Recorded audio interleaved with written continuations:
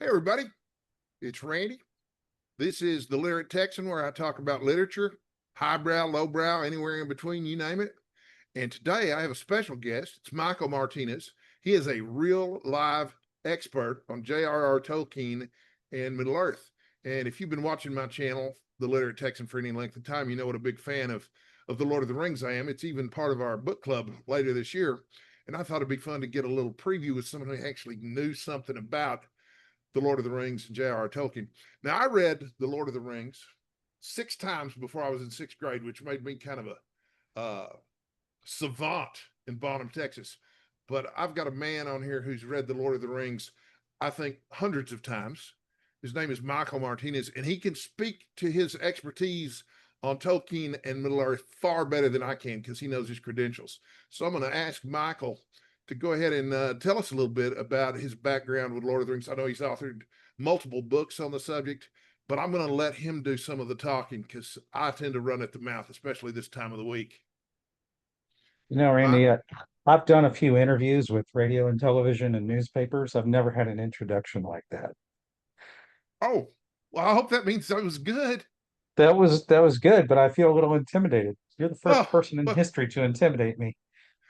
Michael and I are friends, and I'm 6'3" and 475 pounds. Michael is more of a hobbit. So when he says he's intimidated physically, I remember the first time we met in person. I was like, holy moly. I'm not that short. No, compared to a 6'3" You giant like you me, ripped though. my reputation online now. Well, I don't know that I can add a whole lot to what you said so graciously. Thank you. Uh, I write a blog, the Middle Earth blog, or I guess the official title is the JRR Tolkien and Middle Earth blog on zenite.org. I've been writing that blog since 2011, although I've hosted content about Tolkien and the Lord of the Rings since 1998, I think, when I started the Loader Movie Fact, which was the second Lord of the Rings movie news website after an obscure site that has long since been forgotten. And that's not a joke. I mean, people are probably thinking, oh, he's talking about the OneRing.net. No, they actually were the third or the fourth. The OneRing.com and the OneRing.net both got started within weeks after I got started. So it was a pretty intense time back then and a lot of fun. So I don't know what else I can or should say. Although before we started recording, you were asking me for a friend if I had had anything to do with the movies. And so I'll go ahead and confirm that I was an unpaid consultant. I was doing a favor for an online friend. I answered questions for Weta Studios, and that correspondence went on for several months. You can see a little bit of my impact on the movies. Mainly, the most visible impact would be the shards of Narsil when Sean Bean is in Rivendell as Boromir, and he goes up and he's walking around, I guess, with Elrond's museum or whatever. And you see the shards of this giant sword there. We had a lengthy discussion about how long that sword should be. They were thinking they would do it as a medieval style longsword, which isn't very long. But I said, that sword was carried by Elendil the Tall, who was the tallest human in history. And it was actually made for a first age Noldoran lord who was even taller. So that sword would have to be gigantic for a normal human. And they go, well, then how would the actor wield it? And I said, well, the sword's going to be reforged anyway. They could just say that they reforged the sword for his size. They go, okay. So that was my most visible impact on the movies. Well, one of the books that you wrote, I remember, was titled Visualizing Middle Earth. Yes, yes. And what were the titles of the other books you'd written about Middle Earth? And I've seen Visualizing Middle Earth, and it's fascinating to me um, because it's really cool. I've got an imagination, and I can see things in my head. I've seen people talk recently about how they can't imagine or visualize things in their head. It's always fascinating to me what the experience of reading a book would be like if you can't do that. But tell us more about Visualizing Middle Earth and the other books you've written. So the first book was an ebook. It's actually a web book. It started out in the 1990s. I called it Parma and Dorian, which is Book of the Middlelands. And that was just a collection of essays I'd written for my first website, I think, on CompuServe. And at some point, I just decided to turn it into a PDF file. I got a couple of artists, a guy named Rich Sullivan and a German artist named Anki Eisman. She's actually achieved some fame as a professional artist, I believe, and she was very popular among Tolkien fans with her fan art. And so they agreed to let me use some of their illustrations for the ebook, and we uploaded it to a website at the time that it was called freeebooks.net. It's been sold. I think it's still going by that same name. And there were more than 1 million downloads in the first year, I think 2003.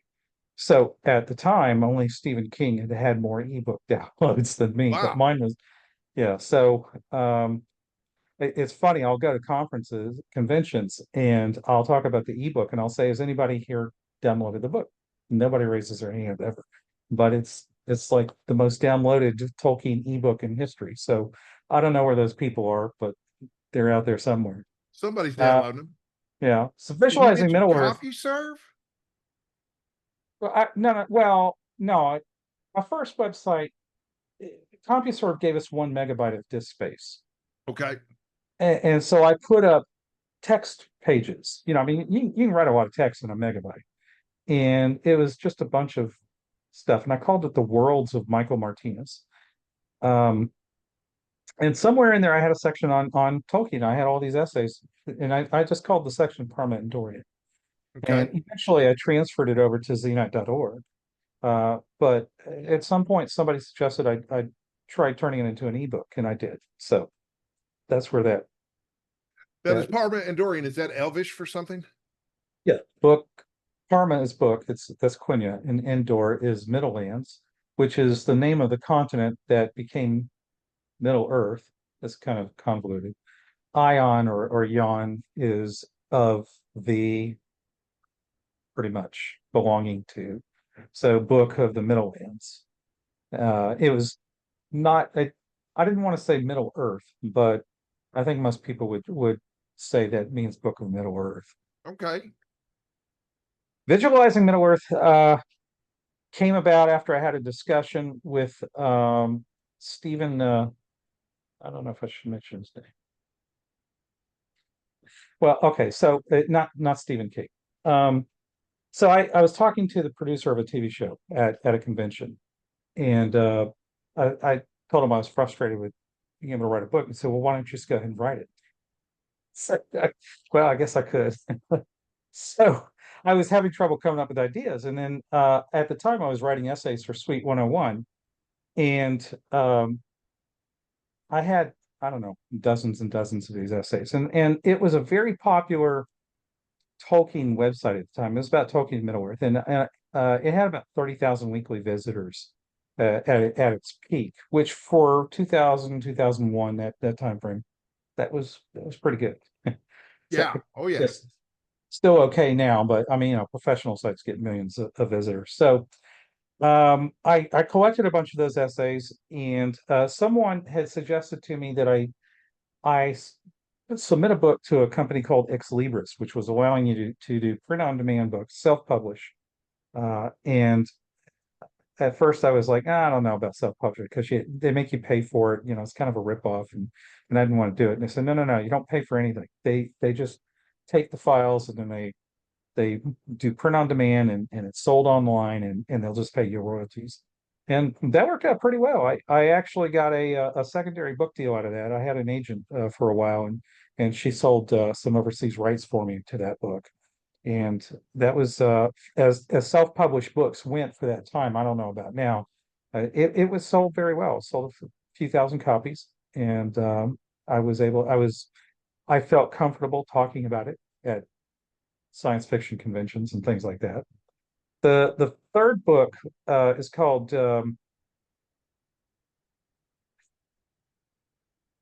I'm skipping ahead to the fourth book in my head. So let me just hang on. I know I'm pulling. I can't even remember my own book. It's because you hit me with questions I wasn't expecting. We should have done a rehearsal interview. We should have, but I mean, I published this book like 20 some odd years ago. Well, So we've only been friends for 15 years. You could say that we've been having a rehearsal all this time. I don't know. It's something Middle Earth, understanding Middle Earth. The reason Understanding I Middle get Earth. the reason why I get confused about that is there's another understanding Middle Earth. And Okay. so I think mine was published first. And I have to mine, I think the full title is Understanding Middle Earth, Essays on Middle Earth or some see, that's the part I don't remember. I had to distinguish my book from this other book, which uh I don't know. I don't know whose book is more popular. It doesn't really matter. All right. So that book, people asked me to write a sequel to Parma and Dorian. Okay. And I'm like, I don't know that I could write a sequel to Parma and Dorian. I said, but I got some more essays, so I could collect these essays. And an online friend of mine, Matt Tanalia, offered to edit the book. He actually re-edited Parma and Dorian for me, and did the third edition for that. But the uh, the Understanding Middle Earth book was much longer. It's a print book, and the people who it actually is published traditionally through a small publisher, Vivisphere. They came to me and they said, "We'd like to publish a book." And this was around the time people were asking me to publish the sequel to Parmendorian. That never happened. And so I said, "Well, if you're going to offer me money for a book, I guess I'll go ahead and put one together for you." So Matt spent a couple of months at least editing this book, working up the essays really well, just did a beautiful job on it. And Vivisphere went out and published it. And although I did my best to promote it, it didn't do quite as well as Visualizing Middle Earth. But I mean, you can buy both books online through Amazon or Walmart or They're still Barnes and Noble. available. Yeah, they're still available. They're both print on demand. The fourth book, it was Mindfaring through Middle Earth, Mindfaring through Middle Earth. That's a Kindle book. It was experimental. I should have. So it's self-published. I just wanted to see. Well, so just so your viewers understand, you and I are business partners, and I was exploring the option. We had talked a few years ago about maybe doing an imprint of books. Right. And so I tested out Amazon's Kindle self-publishing program at the time. I was unaware, or this was right before they started offering print books. So Mindfaring Through Middle Earth is original essays. They're not fan fiction. Some reviewer decided to do an attack job on the book, and he goes, "And this is fan fiction," which was a total lie. But Right. uh, they're they're essays that walk you through Middle Earth from Linden up to Rivendell, and it was going to be. I mean, I have to still write a sequel. It was going to be the first part of a 2 or 3 book series, and each section discusses the background of that region of Middle Earth and the history and things like that. So it's not fan fiction stories or anything like that. I mean, you can't sell fan fiction legally. So Right. that's that's where my book publishing career has taken a rest, I guess you could say. Okay. Um, at the So time I that's was 4 books total so far yeah, that's 4 books. I before was the great publishing hiatus.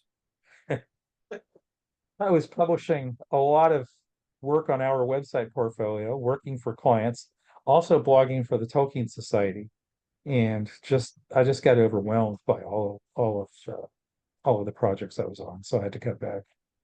Well, now tell me about this. How old were you when you read The Hobbit and The Lord of the Rings the first time? 15, 15 years old. And 15 years so old. I read it when I was younger than you are, which might have been, well, anyway, we'll get I too far came into I my came age. to Tolkien late. Yeah. I was attending a an experimental school. I dropped out of high school in the ninth grade. And in order to get to 16, when I could legally drop out of school, I attended some experimental schools. And so I was at one of these experimental schools, and I had just finished reading all the Andre Norton Witchworld books that I could find at the time. And I was complaining to one of my fellow students that I didn't know what to read next because I thought it was really, really good stuff. She says, "Well, have you read The Lord of the Rings?" I said, "No." And so she described it to me, and she described The Hobbit to me. So I went down to a local bookstore, bought copies of the books, and started reading them then. Well, now, so okay, you mentioned Andre Norton's Witch World series. I've read a couple of those, but how many books were in that series?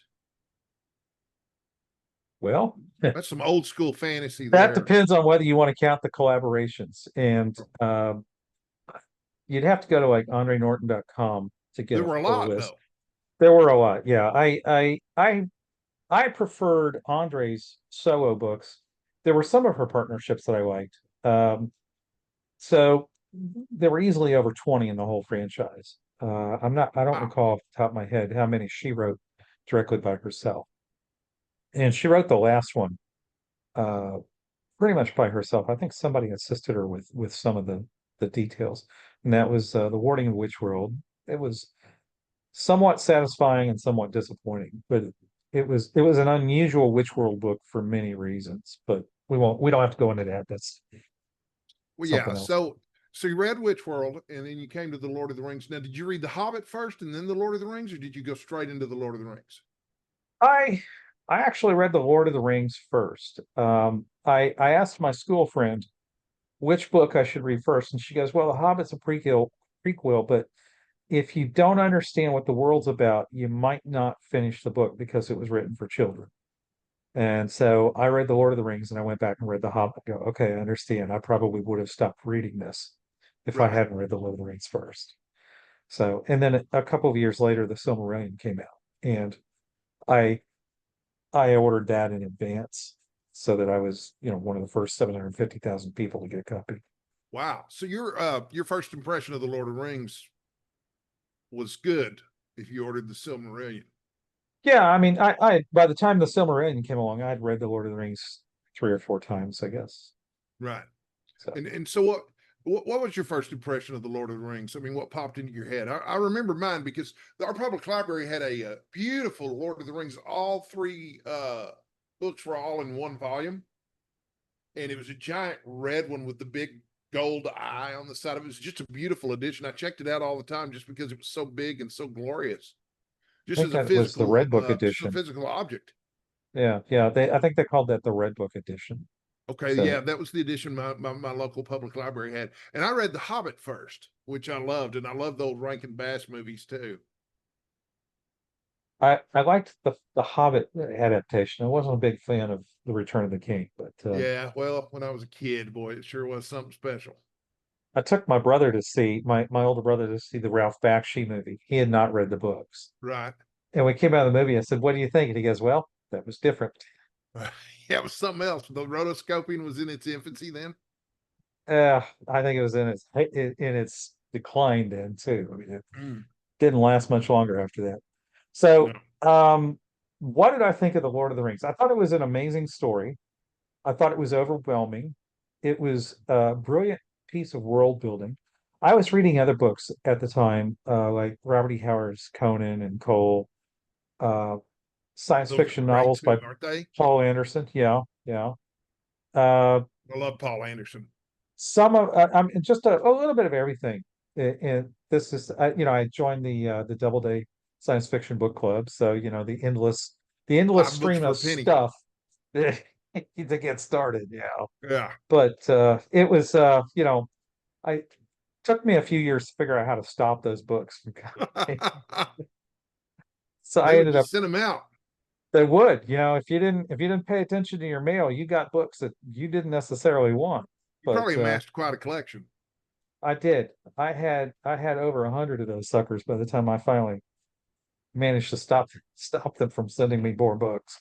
Oh yeah, and the resale value on them is pitiful for those old book club editions, unless it's something really, really popular and in demand. Like we were talking about, most books club editions are not collectible at all, unless it's something like Stephen King's Carrie or The Dead Zone, which those early editions are so rare and so in demand that even a library copy can carry some value. And library copies are notorious for being valueless to a collector. I don't know. There were some of those books that I loved so much, and they did not go into paperback for reasons I never found paperback versions of them.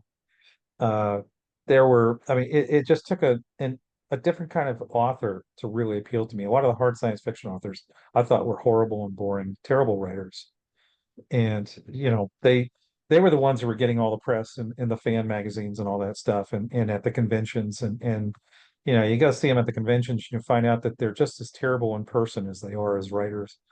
And well, not all of them. Some of them were pretty interesting, but it was not uh some of those books just lit up my imagination. And for some reason they didn't resonate with the rest of the fans. Or maybe not enough people got them by accident. Don't Right. know. So, but well, so the Lord of the Rings, I guess you're leading up to when did I really become Right. Yeah. a When did you become the guy who's read The Lord of the Rings hundreds of times and answers obscure questions like, do Balrogs have wings? no, I've always been set me up there. I've always been an insufferable know-it-all. So I had read three I can vouch for encyclopedias. this. I'd read three encyclopedias by the time I was 15, which was Nice. a leading reason for why I dropped out of high school. I You was already knew way everything. ahead. Yeah. Well, I don't know that I knew everything, but I certainly was bored Yeah. with what they were studying. So When I was 15, I when knew everything. I guess every 15-year-old knows everything. But Right. when I got onto the internet in the 90s, I found the Tolkien discussion groups on Usenet. And it was fun for a couple of years. People were, sharing ideas and, saying this is my favorite part of the book and stuff like that. And somewhere along the way, somebody just asked a question nobody could answer. And I thought, what the heck? I'll go dig through the book and see if I can find an answer for it. And it turned out that there were a lot of questions there. There was the Swedish academic researcher in 1996 who decided to study the activity of an online discussion group on Usenet. And he picked one of the groups he picked was one of the Tolkien groups. And so he told the group at the beginning of the year, I'm gonna record everything you guys publish, and then I'm gonna analyze it. And at the end of the year, I'll share my results with you. So when he published his report, it turned out I was responsible for something like 10% of all the posts in Wow. that Tolkien group. And this was a group that had dozens of posts every day. So I got kind of carried away with Right. answering unanswerable questions. And it was a habit that I never really broke. And of course that led to some unfortunate circumstances. The Tolkien flame war started up because I overreacted to something someone said about me, which wasn't true. And that just went on for 4 years, 4 years too long.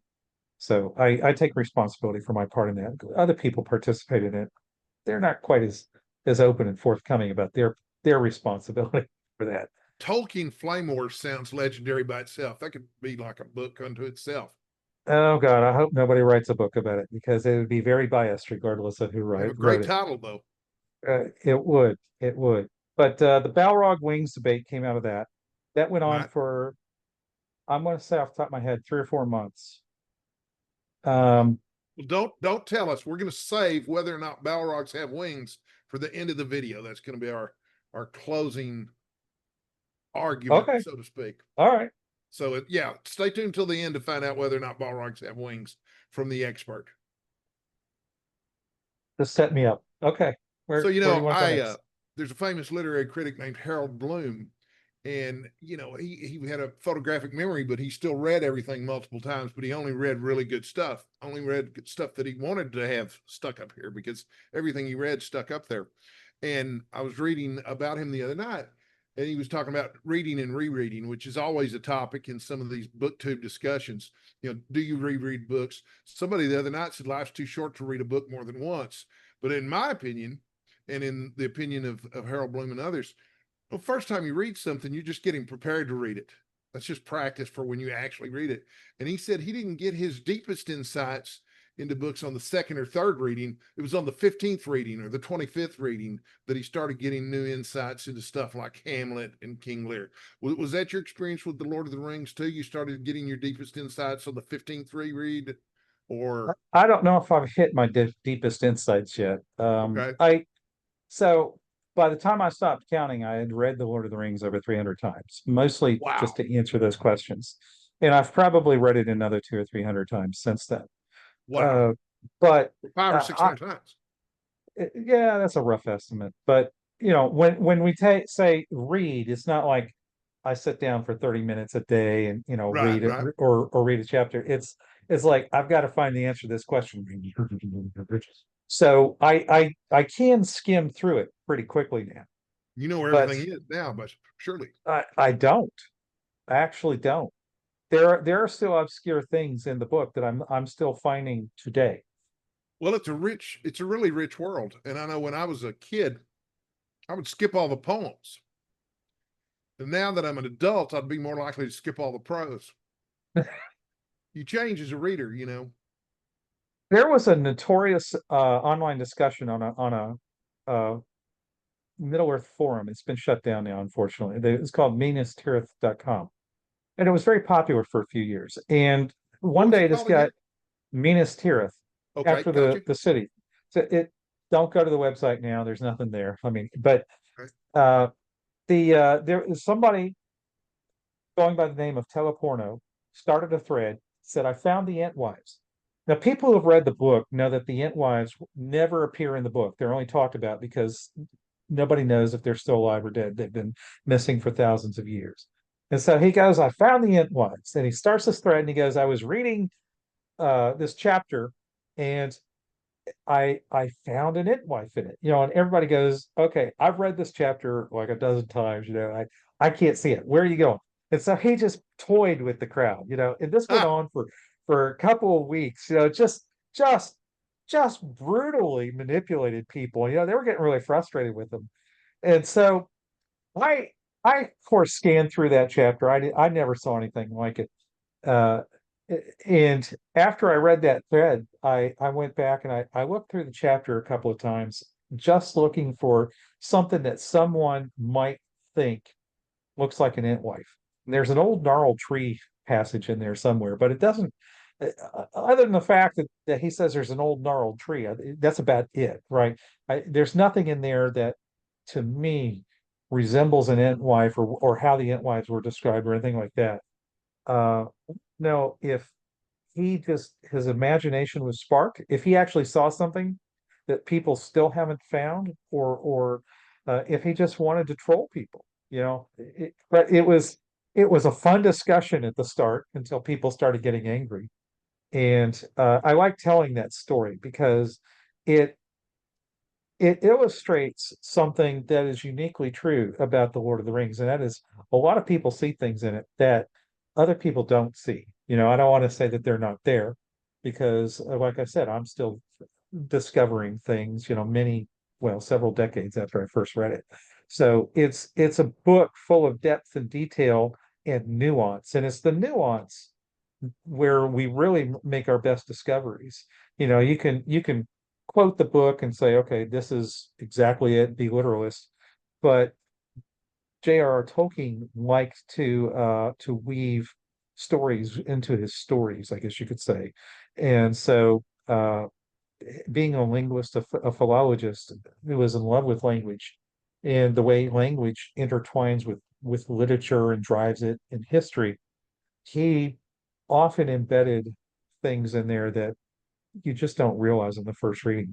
And it takes someone like Tom Shippey, who will pluck a word out of the Lord of the Rings and say, woodwoes. There's a history behind woodwoes. He'll tell you all this ancient history going into that word. And there are just so many of these words in the Lord of the Rings that scholars through the decades have discovered have deeper meaning that applies in certain ways to the Lord of the Rings. I lost you. no, no, I'm still here. I was just thinking about that last point. So, Oh, well, it's fascinating me. Okay, so I'm going to segue into something a little different now. the world of fantasy literature has changed dramatically since the Lord of the Rings, as you well know. Yeah. And I can remember in the 80s sometimes reading a book called The Sword of Shannara by Terry Brooks, which was a straight up ripoff of The Lord of the Rings. And I never read any of the other Shannara books, although I had friends who did. They And were I don't better. know how your finger is on the pulse of modern fantasy, but if you're someone who loved, let's say, Andre Norton's Witch World, the Paul Anderson books, The Lord of the Rings, which is starting to sound a lot like the Appendix N from the Dungeons and Dragons reading list, all the books that Gary Gygax loved and inspired his game. So where would you go today for a similar reading experience to The Lord of the Rings? Is there anything out there that comes even close? Oh, Randy, I don't put think me there on the is. spot. I don't think anybody has done the kind of world building or the richly nuanced writing that JRR Tolkien did. I mean, he devoted his life to this. I I'm not going to. Okay, so I have not tried to read a new fiction book in many years Okay. because I fell in love with the internet. There's the Right, right. I've read a lot of fan fiction Okay. uh over the years, And which seen some on television recently. well, I've seen some on television. You really put me on the spot. As far as fan fiction goes, there's some running jokes about me in the Tolkien fan community. I'm not allowed to participate in trivia contests at conventions, and I'm not allowed to contribute to fan fiction archives. I'm considered a professional. Okay. Someone took one of my essays and nominated for some fan fiction awards. It just started this massive debate. Asked me for permission if she could do that, and I said, sure. It never occurred to me to do that, and so just started this massive debate. But uh, a lot of the fiction that I've read in the last 20 years has been fan fiction, and then of course in the last few years, as you know, I've segued over to watching Chinese dramas online, Right. and I love that genre.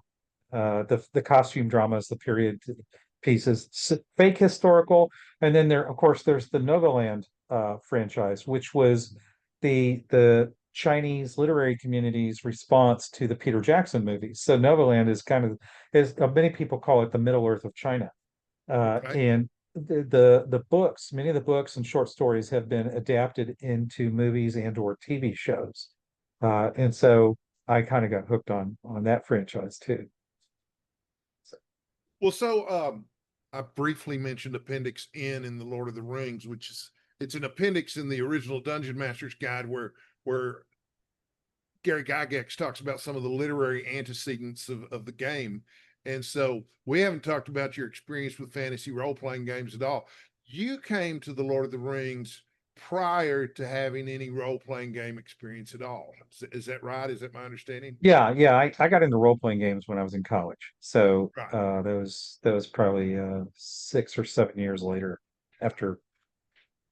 I can remember going to Walmart of all places and finding this red box that said Dungeons and Dragons on the front of it and had a little wizard and there was a dragon. And I thought, oh my God, here's a game where I can pretend to be in the Lord of the Rings. This is wonderful. I've got to have it. And I think at the time the box set was like $10. It was unimaginably expensive. And I just begged for it and begged for it from my parents. I was probably 12 or 13 years old. I'd probably read The Lord of the Rings a couple of times at this point, but I couldn't wait to live in that world a little bit, especially with all those cool, funny sided dice. But this was in the 80s. This was during the great satanic panic, if you'll remember. Oh, I And remember in a that. small town in the Bible Belt, like where I grew up and stuff, it was pretty controversial that I had anything to do with that. But there was at the time there was a distinction, and I don't know how much of a distinction there is now between high fantasy and low fantasy, or swords and sorcery like Cull and Conan and Lord of the Rings. One of my favorite franchises at the time was the Thieves World set of books. I don't know if you remember Yeah. those that Robert Asprin Hmm. edited. And it's a very different experience from the Lord of the Rings because it's low fantasy. I mean, it's like it's to me it's like a mob movie set in medieval times with magic. Something that Martin Scorsese might direct. That's how I picture it in my mind, anyway. Yeah, I guess that would But I kind of. loved all the low fantasy stuff, and probably one of my favorites. I love Fritz Leiber's sword series with Falford and the Grey Mouser. Those were really terrific. I never read those books, although many of my friends had. They're And so great. They're just wonderful. Yeah, and if you like a little bit of low fantasy, but man, what an imagination Fritz Leiber had too. And those are collected short stories. Those are. I don't know if they're quite fix-up novels, but I think they 8 or 9 books in that series. And then the Thieves World series was great. But this is probably about as modern a fantasy as I can recommend too, because I don't read a lot of new fantasy either. Um, I've got a friend here in the booktube community named Steve Donahue, and he publishes the best top 10 lists of the year that you'll find because he's actually read all the books. Most of the time when you read a top 10 list of fantasy books or science fiction books, it's just a roundup of various opinions. Oh, I like this book, I like that book. But he's actually read them all and really ranked them. He's some kind of, you know, he doesn't sleep. He doesn't do anything but read and review books all day and all night every day. And so, and he reads every new release in the 15 or 16 genres that he's interested in. So occasionally I'll find a fantasy book on one of his lists that I'll buy with every intention of reading because I know it's going to be good if he recommended it, but then I never get around to reading it. I've got shelves and shelves of those two. I did read one I liked very much, but I can't remember what it was called. I think I drifted away from traditional fantasy publishing because it got too dystopian. Right. Everybody just wanted to. I mean, I guess that's kind of a logical progression from the apocalyptic tales that Tolkien wrote. But everybody wants to destroy the world now, or at least 20 years ago they did. And I was heavily involved in the science fiction convention circuit in the Southeast at the time. And I even ran the Tolkien fan track at Dragon Con for a couple of years and the Hercules and Xenotrack. And so I sit on these panels or I'd have panels where these authors would, come in and they'd talk about their stories. And, it's like, yeah, the world's been destroyed by whatever, and my main character is an anti-hero or really half villain, They're or always it's like anti-heroes. Everybody loves anti-heroes. dark, Wolverine. dark, flawed characters were like, dominating everything. And it's like, where's all the hopeful stuff? If you're going to drag your audience through this horrible experience, wars and suffering and all this stuff, can you not have a hopeful ending? And one of the reasons why I like the Chinese dramas is they usually end up on a hopeful ending. Right. It's very bright, cheerful. Not always. There are a couple that have twists that start, debates, but they're still ambiguous. American fiction just went totally dark, and it's like let's destroy the world and just wallow in misery. And maybe not every fantasy author does that. How am I supposed to know? I can't read them all, but the ones that I was exposed to through the years, they just got darker and darker and more depressing. And I don't want to read fiction like that. It's just not interesting to me. Well, I don't want to put you in a position where you have to disparage someone, but I've heard George R.R. Martin referred to as the American Tolkien.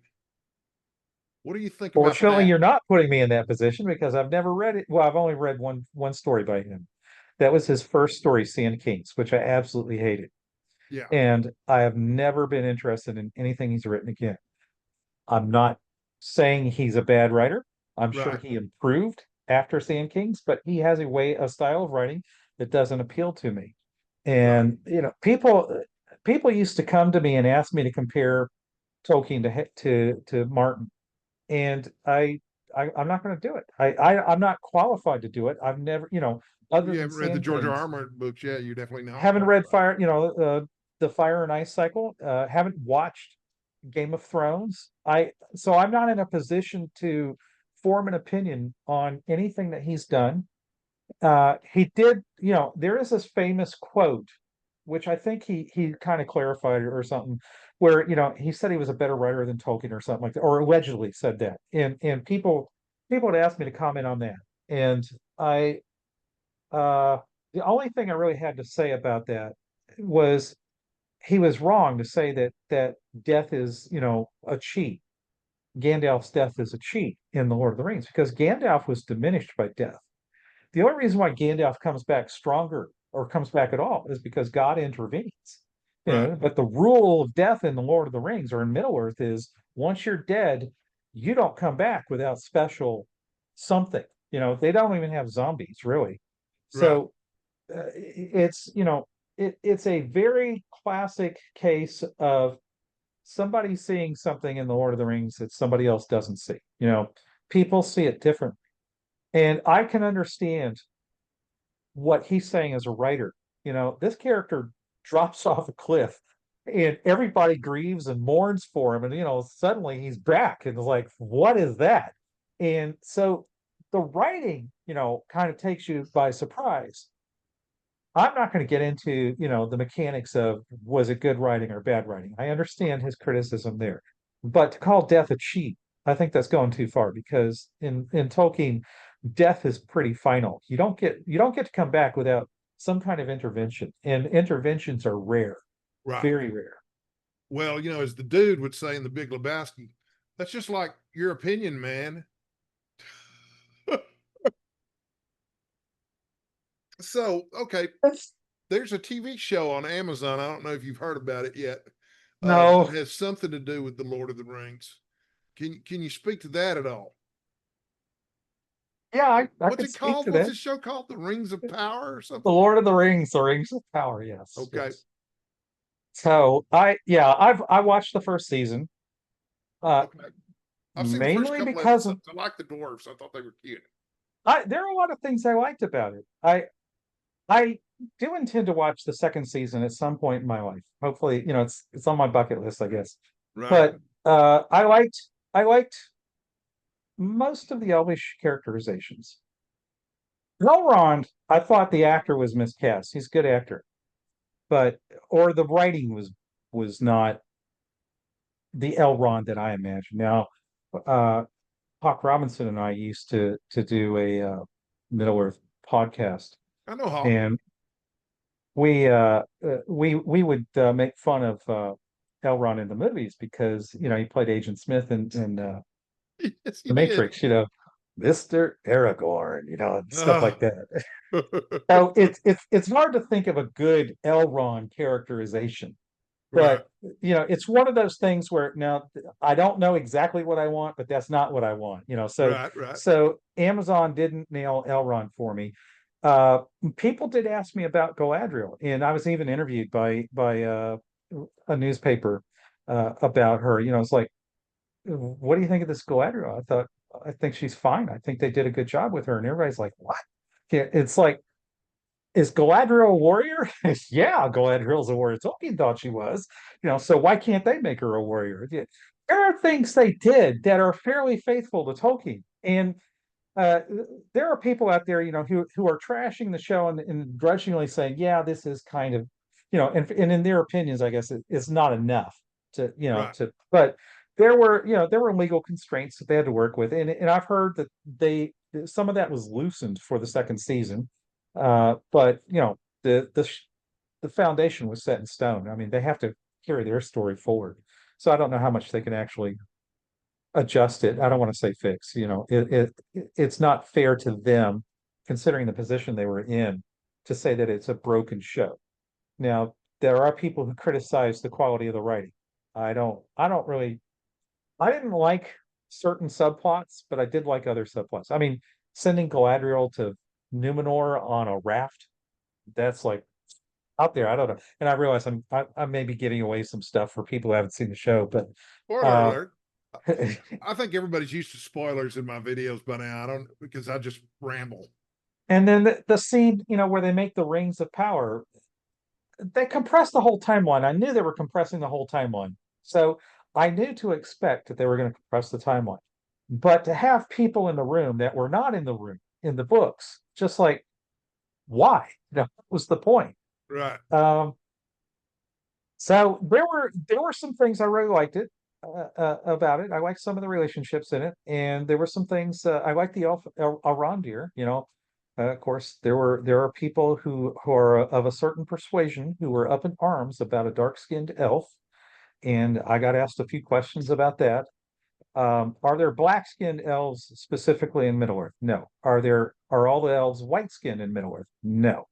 So Tolkien had variations on skin color in most, if not all, of his races.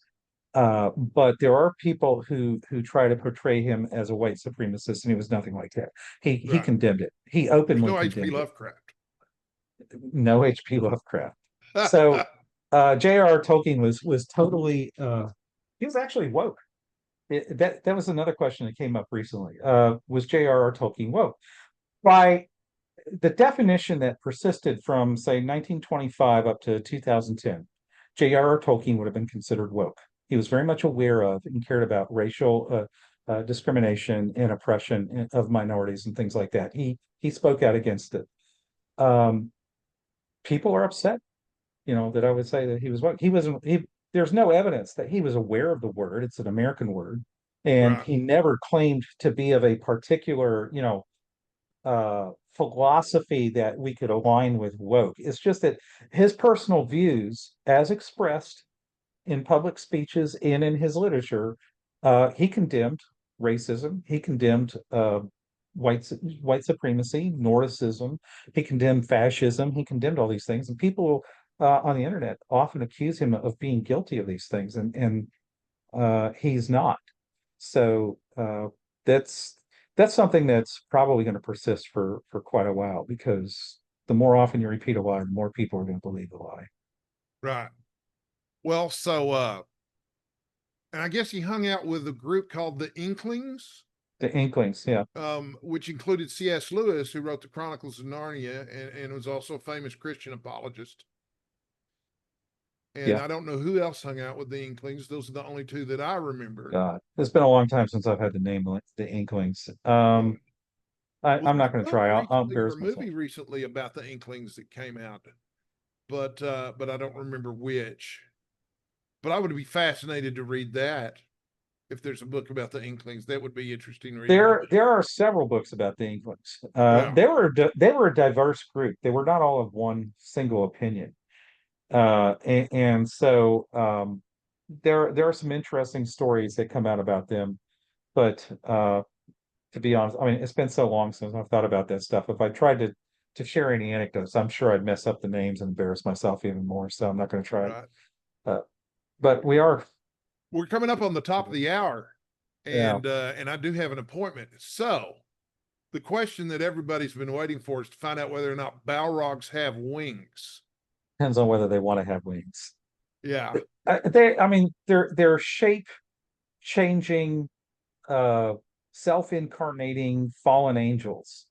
They can appear as pretty much whatever they want to appear as. The Balrog in Moria didn't have physical wings. It was surrounded by this big shadowy darkness. And at one point in the scene, that darkness changed shape into the shape of wings. And that's where the Balrog wings debate comes from. So if you want to say that Balrogs can have wings, you're supported by how Tolkien describes their nature. If you want to say that they have wings, you need to explain what you mean by that. I ran a poll before the movies. Peter Jackson actually waited on the outcome of the poll, and a lot of people wanted the Balrog to have physical wings. I mean, that poll had thousands of responses, and I was surprised. I was glad with the way they portrayed the Balrog in the movie, because That was my favorite scene in the movie is where, the minds of Maria and Gandalf's fly, you fools, yeah. which might bring up another question to be answered. Oh, no! Don't you We're not go going to there. go there. Not in this interview anyway. Not this interview. No. Michael, I want to thank you for coming on and doing this. This has been great. I could do this all day. We could do an 8-hour long video, but I know you prefer me to keep my videos under 10 minutes. I don't think we succeeded today. No, But we failed miserably. hey, you know what? If you hung around for this whole thing, I hope you were as entertained and informed as I was. Again, I'm Randy. This show's called The Literate Texan. I always sign off the same way. I tell everybody I want them to do, and again, I can't thank you enough for this, Michael. We'll do this again soon, I hope. But I always tell everybody the same thing. I want you to stay hydrated and stay sexy. You can decide which priority is yours. But thanks again for watching, and I will see you in the next video. Michael, might be a few videos before we get him on again. Thanks, everybody.